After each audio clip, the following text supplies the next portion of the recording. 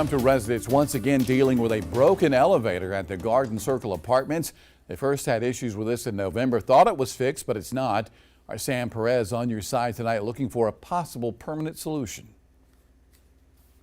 I'm sick and tired of the elevator. James Edward Lee lives in the Garden Circle Apartments and says without legs, he can't leave his unit if the elevator is broken. If y'all was in my shape, you feel the same way, you know? I mean, I'm independent. I like to go on my own. I'm in this wheelchair, but I take care of me, you know, because I worked 58 years of my life, you know, and I just like to go. I worked outside all my life. It's just a pain. But now, Lee and his neighbor Alex Harden tell me the elevator hasn't been working for at least a week. It makes it hard to do go grocery shopping, do your laundry, I mean, anything like that. You know, my legs are fine, but it's still not easy for me to climb those 5 steps with anything, you know, like that. And my dog doesn't get to go out like I normally take him out because it's just not easy to climb those steps. It's just not. The elevator is not a safety issue, it's a luxury. Jeffrey Shirley is Sumter Fire Department's division chief and said his crew can't do anything about the broken elevator.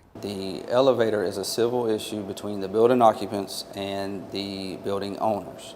It has nothing to do with the fire department. If in fact your tenants require certain modifications or amenities because of disabilities, then that landlord has a duty to make sure that the place is accessible. Willie Brunson is an attorney. He does not have any connection to this incident, but I spoke with him for a legal perspective. Brunson says this is when the South Carolina Landlord-Tenant Act might come into play. That act, of course, controls what tenants' rights are. It also dictates what landlords' duties are. And under that act, it requires a number of things, such as landlords should make sure that properties are safe and habitable.